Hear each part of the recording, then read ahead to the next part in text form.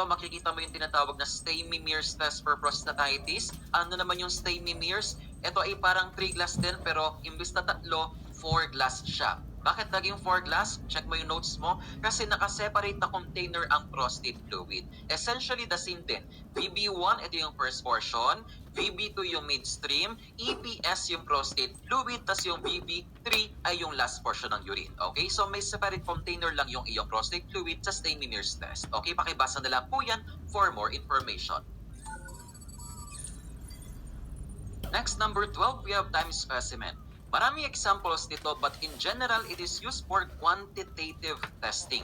First, we have 24-hour urine. Ito yung ihi mo sa isang buong araw. Madalas nasa pitchel yan, sitolitro, coklitro, ganyan. Pero sir, paano pina-perform ang 24-hour collection? Mabilisan lang. Sabi daw dito, begin and end the collection period with an empty bladder. For example, day 1, nagising ka ng 8 o'clock. Ang gagawin mo, yung unang ihi mo dyan, di-discard mo lang po yun. Yung first morning mo, discard mo yan. Bakit? Kasi yan ang ihi mo habang ikaw ay natutulog. Yan ay ihi mo before ng time ng collection mo. Okay? So, 8 a.m., in-empty mo na yung bladder mo. Tama. From 8 a.m. today until 8 a.m. the next day, lahat ng ihi na mapaproduce mo during that time period ay kokolektahin mo, including ang first morning urine sa second day ng collection. Kunwari, day 2 na, nagising ka ng 7:59 a.m. Ang tanong, kasama pa rin ba yan sa collection period mo? Of course. Magsa-stop lang ang iyong collection period at 8 o'clock the second day. Okay, ayusin natin. Sa 24-hour collection, yung first morning urine sa first day ng collection, discard. Okay? Tapos yung first morning urine sa second day ng collection, kokolektahin mo po yan. Pwedeng itanong sa board exam yan. Sa 24-hour urine collection, dapat alam kung ano ang sinasama at ano ang hindi kasama. Yan. Take note of this. Mali mo, itanong sa board exam. Recap lang ng mabilis. Sa 24-hour collection, ang first morning urine sa day 1, discard. Tapos ang first morning urine sa day 2, collect. Kasama pa po yan sa timing mo. Basta begin and end the collection period with an empty bladder. Ibababa ko na ito. Okay? Since ito ay 24-hour urine, probably ma-expire yan. So, kailangan mo siyang i-preserve. Ang tanong, sir, anong preservative ang gagamitin ko? The answer here is it depends on the test performed. Depende kung anong test ha, pero ang usual preservation method ay of course refrigeration. Okay? Next, letter B, we have 12-hour urine, that is for ADISCOM testing.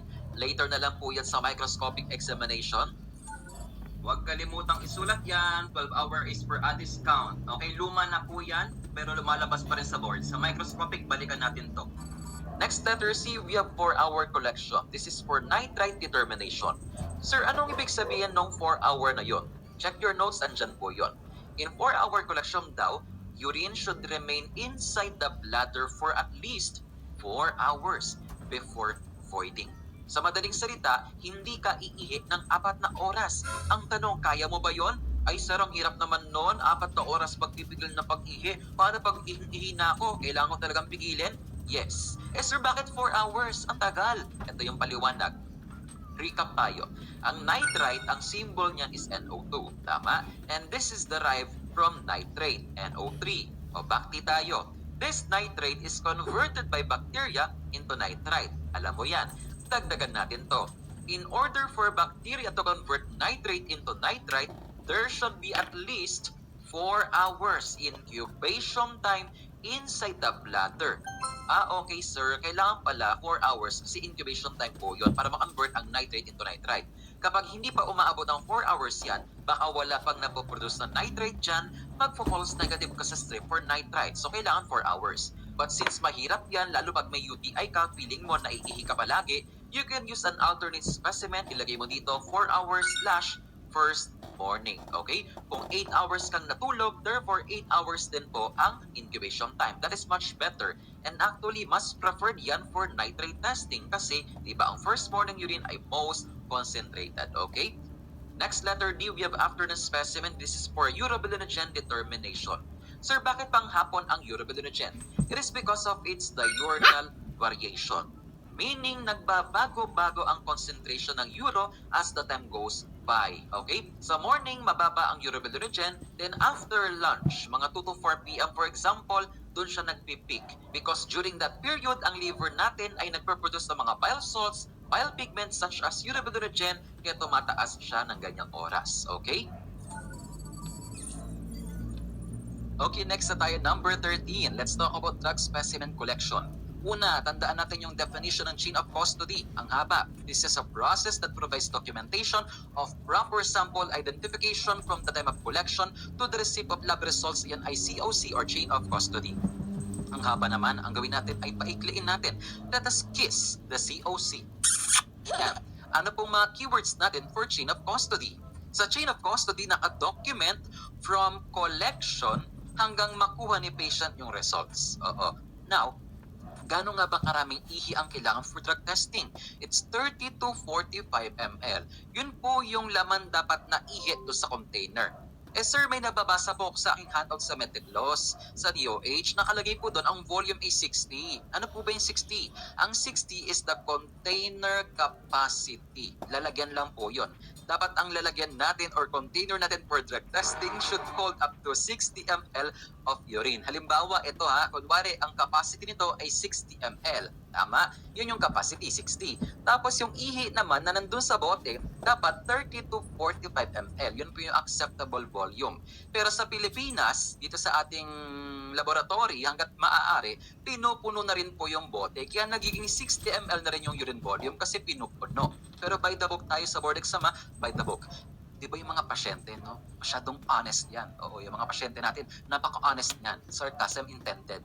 Tatanungin mo about fasting. Halimbawa, no? Ang oras ngayon ay 8 a.m. Tapos may dumating na pasyente. Sabi ng pasyente, magpapalaboratory po. Ito po yung request ko po. May FBS po ako, may cholesterol, ganyan-ganyan. Sir, ano pong oras ang huling kain nyo? Mga 5 p.m. Yes, 5 p.m. pa lang kahapon. Nag-fasting na ako para mababa ang resulta. Para normal ang lumabas. Ako po, lampos po kayo. Over-fasting na po. Hindi na po pwede yan. Ay, naalala po, kumain nga pala ako ng Skytex ng mga 7 p.m. Hindi pa rin po pwede, sir. Lagpas-lampas pa rin po. Ay, naalala ko nga pala, kumain ako ng candy nung 11 p.m. Pinapasok na yan. Pwede na yan. Baka naman pwede na yan. Tanggapin mo na. Naggaling pa ako ng Pampanga. Nagpunta pa ako ng Binyan, Laguna para lang magpa-FBS. Binigay mo na ngayon yung resulta dun sa pasyente. Tapos si patient pinorward sa doktor. Pati ganito ang resulta ng FBS mo na, uric acid mo. Nagagamot ka ba? Opo, nagagamot mo. Kaya ganun. Nagagamot ka naman pero baka yung medtech, yung laboratory may problema. Mali-mali resulta. Tapos yung pasyente sumugod sa laboratory. Tinawag ka, "Hoy, where's your manager?" "Oh, Karen." "Nasaan ang manager mo? Ba't ganito yung resulta ng ng uric acid ko, ng FBS ko? Wala naman ako sakit eh. Pero ba't ang taas-taas? Ayusin mo to." Sabi mo, Pero bakit parang galit ka? Pero bakit kasalanan ko? Parang kasalanan ko. di ba, ganon? Tayo pa may kasalanan. In the first place, yung pasyente naman ang pasaway. Maraming ganyan in reality. Now, pumunta tayo sa drug testing. Ganito kasi sa drug specimen collection. Tatanungin mo yung patient kung naiihi na ba siya. "Sir or ma'am, naiihi ka na po ba?" "Bakit po?" Kasi po, kailangan nyo pong mapuno itong bote na ito. Ayan, for drug testing to. Pag hindi mo napuno ito, hindi ka namin pipicturean, hindi ka namin iba-biometrics. Ganun po ba? Opo, naiihi na po ako. Pero deep inside, hindi pa siya naiihi talaga. So, binigyan mo na ng container yung patient, nag-collect na ng ihi, tapos, ang bote, ang nalagyan lang is 1/4. Ako po, lagot ako sa medtech. Hindi puno yung container. Ako po, paano yan? Nakita niya yung inidoro sa CR. Uy, may tubig yung inidoro. Alam mong gagawin na pasyente, kukuha ng tubig doon sa inidoro. Tapos, halu-haluin, tapos puno na. Tapos binigay sa iyo ngayon yung container. Ikaw naman na medtech, how will you know kung adulterated ang specimen? Hawakan mo lang yung container, dapat mainit-init yan, tama? Anong temperature? Dapat 32.5 to 37.7 degrees Celsius. Check within 4 minutes from the collection time. Ang haba naman nun. Basta in short, mainit-init. Kalapit ng body temperature. Ngayon, how can we prevent adulteration or pandaraya? Okay, pwede kang gumamit ng ganito. Ano po yun? Bluing agent. Cute, no? Okay, bluing agent or bluing dye. Ilalagay mo ito sa toilet water reservoir. Okay, sa water tank. Pag napuno ng tubig yung tangke, color blue yung water kasi yung color ng bluing agent ay kumalat doon sa water na nasa tangke. Okay? This will prevent specimen adulteration. Yan, ang ganda. But nowadays, waterless na po ang urinals. Okay? Para maiwasan ng specimen adulteration. Skip na natin yung mga keep in mind dyan. That is for self-review na lang. Punta na kayo sa next page, please. Move on tayo sa next part. Let's talk about the specimen integrity. Dito rin nagkakaroon ng variation or pagkakaiba between laboratories. Oo, merong ibang laboratory. Ay, dapat matest na yung ihi na yan within 2 hours from the collection time. Meron namang ibang laboratory. Ay, dapat nga within 1 hour matest na yung ihi Ang tanong, ilang oras nga ba dapat maitest ang ihi? As much as possible, agad-agad. Okay? Ideally, within 30 minutes. Okay, sabi sa ibang libro. Pero according sa Strassinger, within 2 hours. Yung ideal is 30 minutes. Okay? Tapos, ang parang limit is hanggang 2 hours lang. Bakit kailangan agad-agad matest ang ihi? Kasi as soon as ma-avoid mo na yung ihi, nagkakaroon na po ng mga changes, pagbabago dun sa karakteristik nito. Pero hindi pa gano'ng observable kapag kunwari 30 minutes pa lang. Pag lumagpas ng 2 hours, kunwari 3 hours na, ay ma-o-observe mo talaga yung mga changes sa ihi. Okay? Ang tanong, ano po yung mga parameters na mag-i-increase? Tandaan natin ang ating palatandaan dito is pabaon. Okay, credits Ma'am Lea Navarro for the acronym pabaon. Ano po ba yung pabaon? Sulat mo. P for pH, B for bacteria, nakalagay na yan dyan. O for odor, and N for nitrite. Okay, pH increases. Why? Kasi ang urea ay nako-convert ng bacteria into ammonia, and ammonia elevates the pH. Tama? Bacteria, of course, they increase because they multiply. Okay? Next is odor. Yung dating mabangong ihi, amoy kape, pumanghina. Why? Same din po, urea na convert into ammonia at mapanghi ang amoy ng ammonia. Okay? And N for nitrite. Okay, tumataas ang nitrite dahil sa bacteria. Whenever nitrite is present, bacteria are also present. Next is color, darkened or modified. Yung dating light yellow, after 5 hours, naging dark yellow or orange brown na siya. Why? Because of oxidation of metabolites. Example niyan ay si urobilin. Sulat mo po ito. Urobilin is derived from urobilinogen. Later, pag-usapan natin yon. Ang urobilinogen is colorless. Pag na-oxidize to urobilin, dun siya nagkaka-color. Anong color ng urobilin? Imagine mo na lang po ang color ng tae mo. Color brown or orange brown. Okay? Okay, ito yung mga increase parameters. Pabaon increase, color dark and modified, and the rest ng parameters ay decrease na. Ang tanong, ano po yung mga decrease parameters? Number 6 is clarity. Yung dating malinaw, ngayon malabo na. Bakit kaya lumabo? Kasi marami nakikisawsaw. Na-chismosa, as the bacteria. And speaking of that, alam mo ba, meron pong bago na-discover na bacteria ngayon. Sino po yon? Walang iba kundi si Streptococcus chismosei. Yes! Mas maganda sana kung Streptococcus maritensis yan, di ba? Kasi marites ang mga chismosa ngayon. Okay? Kapag na-infect ka rin ng Strep chismosei, magiging salot ka sa lipunan, walking CCTV marites. Naniwala ka naman dito. Uso kaya fake news ngayon. Okay, tapos na ang commercial. Okay, lumalabo ang ihi kasi nga dumadami ang bacteria. Tama? Namumuo yung mga crystals. Okay? Ayan.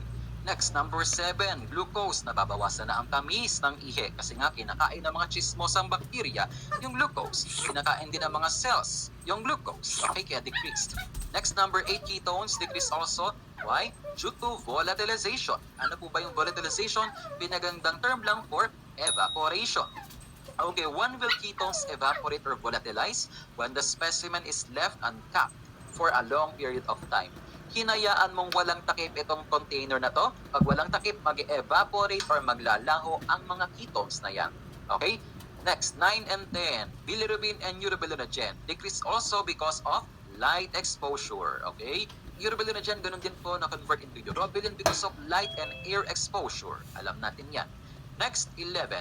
RBCs, WBCs, and cast, or in general, cells and cast. They are well preserved in acidic urine. Nabanggit ko kanina, tama. But when urine becomes alkaline, they will begin to disintegrate or lyse, or in other words, nasisira. O, naka-highlight, alam natin yan, ha? Next, number 12 is trichomonas. Nakakita ka na ba ng trichomonas sa urine? Kapag ang trichomonas ay dead ball na or patay na po, napagkakamalan siyang mga WBCs. Alright, there are several changes. Ang dami ko nabanggit na changes. 12 changes, tama? Ang tanong, did I mention protein here? Wala, my friend. Uy, tinanong dati. Favorite nila dati to. What is the least affected parameter in an unpreserved urine specimen? A, pH. B, glucose. C, clarity. D, protein. Always answer protein. Kasi ang protein ay malaki. Hindi basta-basta nasisira yan. Now, sir, how can we avoid or prevent these changes? If urine specimen is not tested within 2 hours or within 30 minutes, you can preserve the sample. Ang tanong, sir, anong preservative po ang gagamitin ko? The answer is it depends. Okay? Actually, sabi sa Strassinger, there is no ideal preservative for all types of testing. Yung tipong, itong preservative na to is all-purpose. Pwede sa lahat ng test. Wala pong ganon. Hanapin po ang refrigeration sa handouts. This is the preservative of choice for routine UA. Kung magpa-preserve ka man ng urine, madalas inilalagay ito sa ref. Okay? If urine specimen for culture and sensitivity is not processed immediately, ano pong gagawin mo? Ilagay mo lang sa ref.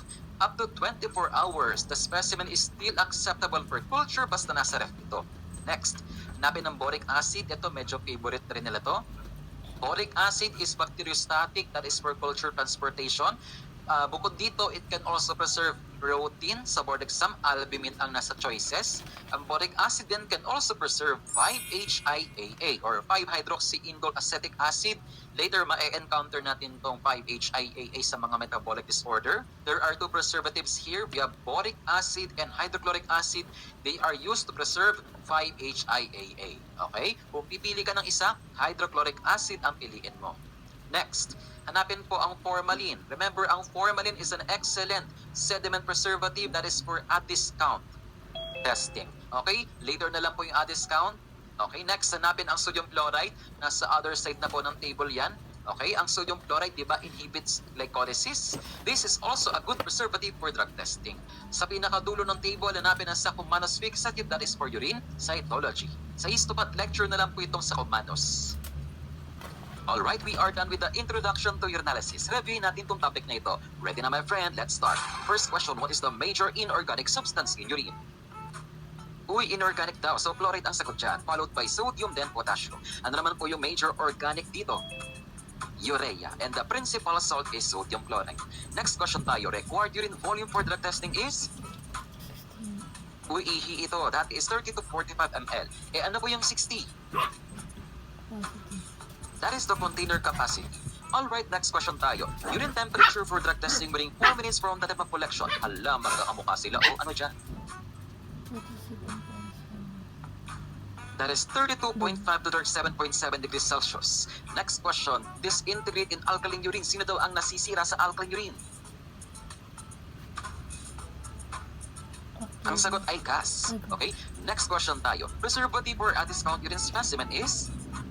Siyempre, alam mo to, formalin po yun, okay? And we are done with the intro to UA.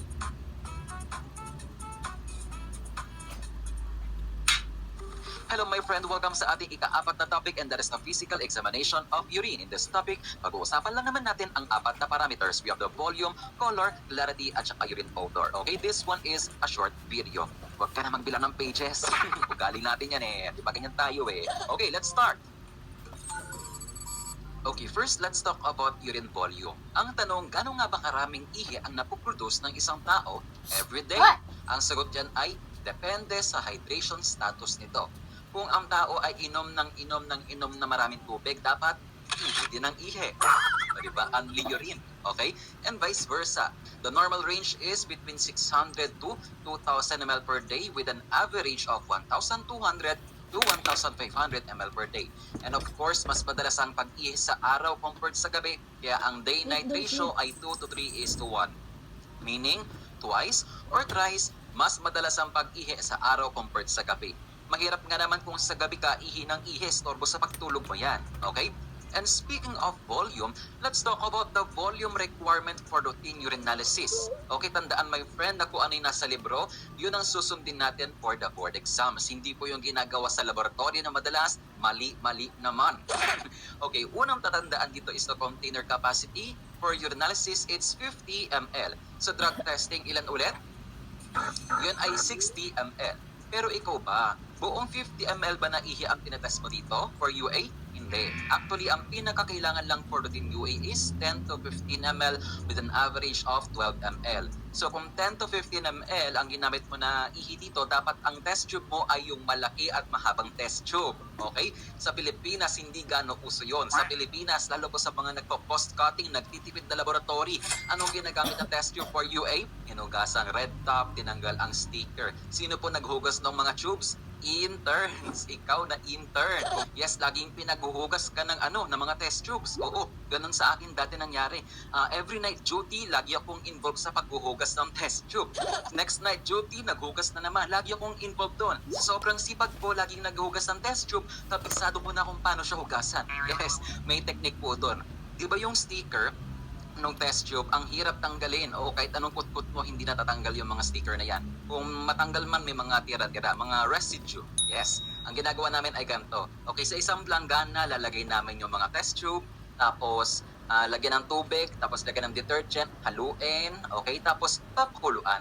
Ganon. Papakuluan namin yung mga test tube. Pakuluan ng matagal, hanggang sa maubos lahat ng tubig doon sa planggana.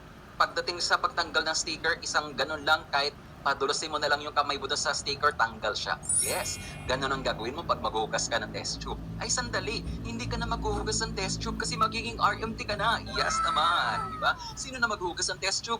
Intern mo na. Yes, revenge. Yes, bumampi ka. Eto, intern, hugasan mo isang baldeng test tube. Ayaw mo hugasan, demerit ka ngayon. May ganon. Huwag naman ganon, beshi, no, gumampi sa intern, no?